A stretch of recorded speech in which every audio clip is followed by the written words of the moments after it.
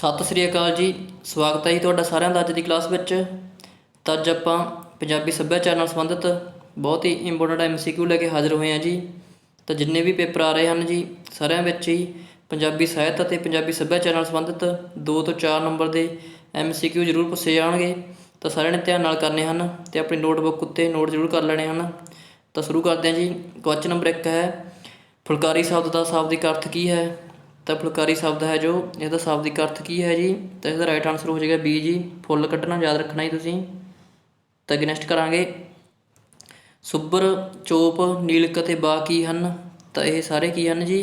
ਤਾਂ ਇਸਦਾ right answer ਹੋ ਜਾਏਗਾ ਬੀ ਜੀ, ਫੁਲਕਾਰੀ ਦੀਆਂ ਕਿਸਮਾਂ ਹਨ ਜੀ। ਇਹ ਯਾਦ ਰੱਖਣਾ, ਚੁੱਬਰ, ਚੋਪ, ਨੀਲਕ ਅਤੇ ਬਾਗ ਇਹ ਫੁਲਕਾਰੀ ਦੀਆਂ ਕਿਸਮਾਂ ਹਨ। ਤਾਂ ਅੱਗੇ ਨੈਕਸਟ ਕਰਾਂਗੇ, ਤਿਲ ਪੱਤਰਾ, ਸਮਾਸ ਅਤੇ ਘੂੰਘਟ ਬਾਗ ਕੀ ਹਨ?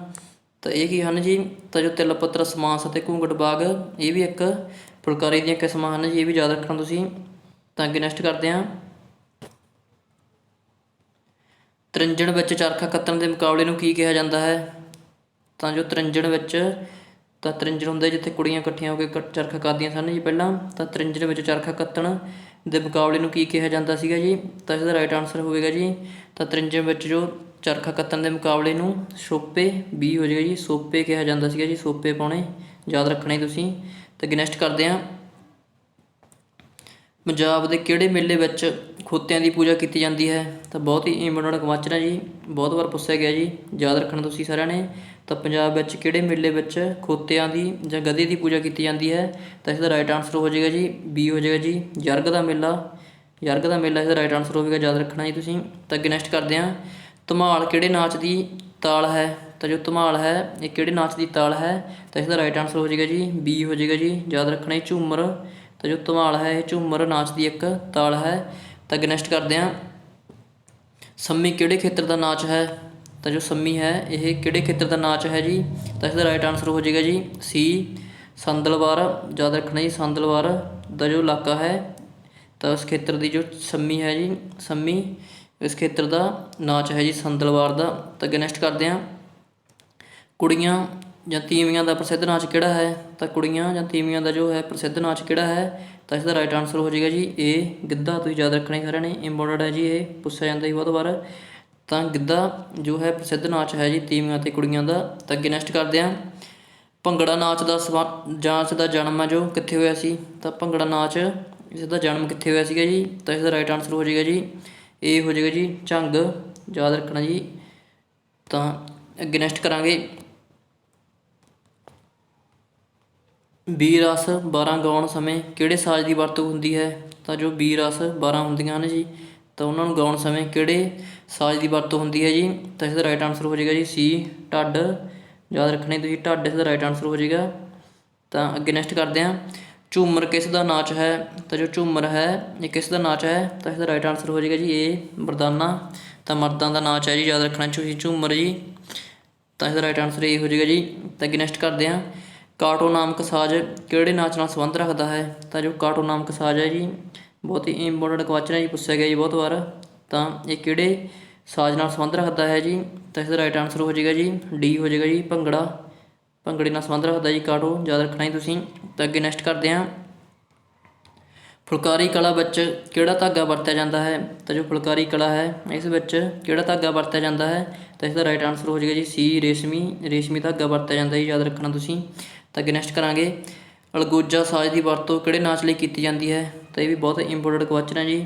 ਤਾਂ ਅਲਗੋਜਾ ਸਾਜ਼ ਹੈ ਜੋ ਇਸ ਦੀ ਵਰਤੋਂ ਹੈ ਕਿਹੜੇ ਨਾਚ ਲਈ ਕੀਤੀ ਜਾਂਦੀ ਹੈ? ਤਾਂ ਇਸਦਾ ਰਾਈਟ ਆਨਸਰ ਹੋ ਜਾਏਗਾ ਜੀ, ਡੀ, ਭੰਗੜਾ। ਯਾਦ ਰੱਖਣਾ ਜੀ, ਅਲਗੋਜਾ ਹੋ ਗਿਆ ਜੀ ਇਸਦਾ, ਭੰਗੜੇ ਵਿੱਚ ਜੋ ਸਾਜ਼ ਦੀ ਵਰਤੋਂ ਕੀਤੀ ਜਾਂਦੀ ਹੈ ਜੀ ਭੰਗੜੇ ਵਿੱਚ, ਅਲਗੋਜਾ ਅਤੇ ਕਾਟੋ। ਇਸ ਬਹੁਤ ਇੰਪੋਰਟੈਂਟ ਕੁਐਸਚਨ ਹੈ, ਯਾਦ ਰੱਖਣਾ ਜੀ ਤੁਸੀਂ, ਪੁੱਛੇ ਜਾਂਦੇ ਆ ਜੀ। ਤਾਂ ਅੱਗੇ ਨੈਕਸਟ ਕਰਦੇ ਹਾਂ, ਕਿੱਕਲੀ ਕਿਸ ਦਾ ਨਾਚ ਹੈ? ਤਾਂ ਇਹ ਵੀ ਬਹੁਤ ਇੰਪੋਰਟੈਂਟ ਹੈ ਜੀ, ਜੋ ਕਿੱਕਲੀ ਹੈ ਕਿਸ ਦਾ ਨਾਚ ਹੈ ਜੀ ਇਹ? ਤਾਂ ਇਸਦਾ ਰਾਈਟ ਆਨਸਰ ਹੋ ਜਾਏਗਾ ਜੀ, ਤਾਂ ਇਹ ਕੁੜੀਆਂ ਦਾ ਨਾਚ ਹੈ ਜੀ, ਯਾਦ ਰੱਖਣਾ ਤੁਸੀਂ, ਕਿੱਕਲੀ ਕੁੜੀਆਂ ਦਾ ਨਾਚ ਹੈ ਜੀ, ਪ੍ਰਸਿੱਧ ਨਾਚ ਹੈ। ਤਾਂ ਅੱਗੇ ਨੈਕਸਟ ਕਰਦੇ ਹਾਂ, ਕਿਹੜੇ ਨਾਚ ਵਿੱਚ ਸੰਗੀਤ ਸਾਜ਼ ਦੀ ਲੋੜ ਨਹੀਂ ਹੁੰਦੀ? ਤਾਂ ਕਿਹੜਾ ਨਾਚ ਹੈ ਜੀ ਜਿਸ ਵਿੱਚ ਸੰਗੀਤ ਜਾਂ ਕਿਸੇ ਵੀ ਸਾਜ਼ ਦੀ ਲੋੜ ਨਹੀਂ ਹੁੰਦੀ? ਤਾਂ ਇਸਦਾ ਰਾਈਟ ਆਨਸਰ ਹੋ ਜਾਏਗਾ ਜੀ, ਬੀ, ਸੰਮੀ। ਯਾਦ ਰੱਖਣਾ ਜੀ ਤੁਸੀਂ, ਸੰਮੀ ਵਿੱਚ ਕਿਸੇ ਵੀ ਸਾਜ਼ ਜਾਂ ਸੰਗੀਤ ਦੀ ਜੋ ਲੋੜ ਨਹੀਂ ਹੁੰਦੀ। ਤਾਂ ਅੱਗੇ ਨੈਕਸਟ ਕਰਾਂਗੇ, ਸਿਟੀ ਆਫ ਭੰਗੜਾ ਕਿਹੜੇ ਸ਼ਹਿਰ ਨੂੰ ਕਿਹਾ ਜਾਂਦਾ ਹੈ? ਤਾਂ ਇਹ ਬਹੁਤ ਵਾਰ ਪੁੱਛਿਆ ਗਿਆ ਜੀ, ਇੰਪੋਰਟੈਂਟ ਕੁਐਸਚਨ ਹੈ ਜੀ। ਤਾਂ ਸਿਟੀ ਆਫ ਭੰਗੜਾ ਕਿਸ ਨੂੰ ਕਿਹਾ ਜਾਂਦਾ ਹੈ? ਤਾਂ ਇਸਦਾ ਰਾਈਟ ਆਨਸਰ ਹੋ ਜਾਏਗਾ ਜੀ ਏ ਝੰਗ। ਤੇ ਯਾਦ ਰੱਖਣਾ ਜੀ, ਰਾਈਟ ਆਨਸਰ ਹੋ ਜਾਏਗਾ ਇਸਦਾ। ਤਾਂ ਅੱਗੇ ਨੈਕਸਟ ਕਰਦੇ ਹਾਂ, ਢੋਲ ਸੰਗੀਤ ਸਾਜ਼ ਕਿਸ ਲੱਕੜ ਤੋਂ ਬਣਿਆ ਹੁੰਦਾ ਹੈ? ਤਾਂ ਜੋ ਢੋਲ ਹੈ ਜੀ, ਤਾਂ ਕਿਸ ਲੱਕੜ ਤੋਂ ਬਣਿਆ ਹੁੰਦਾ ਜੀ? ਬਹੁਤ ਹੀ ਜ਼ਿਆਦਾ ਇੰਪੋਰਟੈਂਟ ਕੁਐਸਚਨ ਹੈ ਜੀ, ਪੁੱਛਿਆ ਗਿਆ ਜੀ ਕਈ ਵਾਰੀ ਵੀ। ਤਾਂ ਇਹ ਕਿਹੜੇ ਲੱਕੜ ਤੋਂ ਬਣਿਆ ਹੁੰਦਾ ਹੈ? ਤਾਂ ਇਸਦਾ ਰਾਈਟ ਆਨਸਰ ਹੋ ਜਾਏਗਾ ਜੀ ਸੀ, ਅੰਬ ਦੀ ਲੱਕੜ ਤੋਂ ਬਣਿਆ ਹੁੰਦਾ ਜੀ, ਯਾਦ ਰੱਖਣਾ ਤੁਸੀਂ। ਤਾਂ ਅੱਗੇ ਨੈਕਸਟ ਕਰਦੇ ਹਾਂ, ਹਰਵੱਲਭ ਸੰਗੀਤ ਸੰਮੇਲਨ ਮੇਲਾ ਕਿਸ ਦੀ ਯਾਦ ਵਿੱਚ ਮਨਾਇਆ ਜਾਂਦਾ ਹੈ? ਤਾਂ ਜੋ ਹਰਵੱਲਭ ਸੰਗੀਤ ਸੰਮੇਲਨ ਮੇਲਾ ਹੈ ਕਿਸ ਦੀ ਯਾਦ ਵਿੱਚ ਮਨਾਇਆ ਜਾਂਦਾ ਹੈ ਜੀ? ਤਾਂ ਇਸਦਾ ਰਾਈਟ ਆਨਸਰ ਹੋ ਜਾਏਗਾ ਜੀ ਬੀ ਹੋ ਜਾਏਗਾ ਜੀ, ਬਾਬਾ ਹਰਵੱਲਭ ਦਾਸ ਇਸਦਾ ਰਾਈਟ ਆਨਸਰ ਹੋ ਜਾਏਗਾ ਜੀ, ਯਾਦ ਰੱਖਣਾ। ਤਾਂ ਅੱਗੇ ਨੈਕਸਟ ਕਰਾਂਗੇ, ਲੰਬੀ ਧਾਰਨਾ ਵਾਲਾ ਕਿਹੜਾ ਨਿੱਕਾ ਗੀਤ ਹੈ ਜੋ ਮਰਦਾਂ ਵਿੱਚ ਪ੍ਰਚਲਿਤ ਹੈ?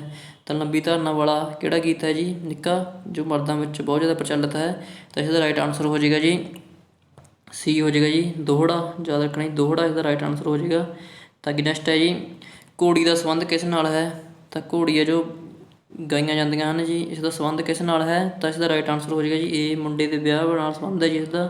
ਤਾਂ ਮੁੰਡੇ ਦੇ ਵਿਆਹ ਵਿੱਚ ਜੋ ਬੁੜੀਆਂ ਇਕੱਠੀਆਂ ਹੋ ਕੇ ਘੋੜੀਆਂ ਗਾਉਂਦੀਆਂ ਹਨ, ਤੁਸੀਂ ਯਾਦ ਰੱਖਣਾ ਜੀ, ਘੋੜੀਆਂ ਦਾ ਸੰਬੰਧ ਮੁੰਡੇ ਦੇ ਵਿਆਹ ਨਾਲ, ਇਹਦਾ ਰਾਈਟ ਆਨਸਰ ਹੋ ਜਾਏਗਾ। ਤਾਂ ਅੱਗੇ ਨੈਕਸਟ ਕਰਾਂਗੇ, ਲੰਮੀ ਬੋਲੀ ਕਿਸ ਮੌਕੇ 'ਤੇ ਵੱਧ ਗਾਈ ਜਾਂਦੀ ਹੈ? ਤਾਂ ਜੋ ਲੰਮੀਆਂ ਬੋਲੀਆਂ ਹਨ ਕਿਸ ਮੌਕੇ 'ਤੇ ਵੱਧ ਗਾਈਆਂ ਜਾਂਦੀਆਂ ਹਨ? ਤਾਂ ਇਸਦਾ ਰਾਈਟ ਆਨਸਰ ਹੋ ਜਾਏਗਾ ਜੀ ਸੀ ਹੋ ਜਾਏਗਾ ਜੀ ਵਿਆਹ ਸ਼ਾਦੀ 'ਤੇ, ਯਾਦ ਰੱਖਣੇ ਤੁਸੀਂ, ਵਿਆਹ ਸ਼ਾਦੀ 'ਤੇ ਜੋ ਲੰਮੀਆਂ ਬੋਲੀਆਂ ਹਨ ਵੱਧ ਗਾਈਆਂ ਜਾਂਦੀਆਂ ਹਨ। ਤਾਂ ਅੱਗੇ ਨੈਕਸਟ ਕਰਦੇ ਹਾਂ, ਟੱਪੇ ਦਾ ਸੰਬੰਧ ਕਿਸ ਲੋਕ ਨਾਚ ਨਾਲ ਹੈ? ਤਾਂ ਜੋ ਟੱਪਾ ਹੈ ਇਸ ਦਾ ਸੰਬੰਧ ਕਿਸ ਲੋਕ ਨਾਚ ਨਾਲ ਹੈ ਜੀ? ਤਾਂ ਇਸ ਦਾ ਆਨਸਰ ਹੋ ਜਾਏਗਾ ਜੀ ਡੀ ਗਿੱਧੇ ਨਾਲ ਹੈ ਜੀ, ਯਾਦ ਰੱਖਣਾ ਤੁਸੀਂ, ਇਹ ਵੀ ਬਹੁਤ ਇੰਪੋਰਟੈਂਟ ਹੈ ਜੀ। ਤਾਂ ਅੱਜ ਦੇ ਆਪਣੇ ਜਿੰਨੇ ਵੀ MCQ ਹੈ ਜੀ ਬਹੁਤ ਹੀ ਜ਼ਿਆਦਾ ਇੰਪੋਰਟੈਂਟ ਹੈ ਜੀ, ਇਹਨਾਂ ਵਿੱਚੋਂ ਇੱਕ ਜਾਂ ਦੋ ਪੱਕਾ ਪੁੱਛ ਲਏ ਜਾਣਗੇ ਜੀ, ਸਾਰਿਆਂ ਨੇ ਧਿਆਨ ਨਾਲ ਨੋਟ ਕਰਨੇ ਆ ਅਤੇ ਸਾਰਿਆਂ ਨੇ ਧਿਆਨ ਨਾਲ ਯਾਦ ਕਰ ਲੈਣੇ ਆ ਜੀ ਇਹ।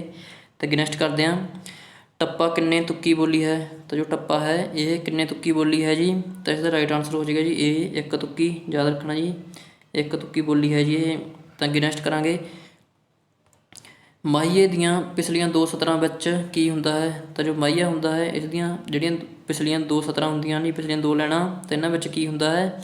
ਤਾਂ ਇਸਦਾ ਰਾਈਟ ਆਨਸਰ ਹੋ ਜਾਏਗਾ ਜੀ ਸੀ ਸੰਪੂਰਨ ਸੰਦੇਸ਼ ਹੁੰਦਾ ਜੀ, ਜੋ ਵੀ ਸੰਦੇਸ਼ ਹੁੰਦਾ ਜੀ ਸੰਪੂਰਨ ਤੌਰ 'ਤੇ ਪਿਛਲੀਆਂ ਦੋ ਲਾਈਨਾਂ ਵਿੱਚ ਦਿੱਤਾ ਜਾਂਦਾ ਹੈ ਜੀ, ਯਾਦ ਰੱਖਣਾ ਹੀ ਤੁਸੀਂ।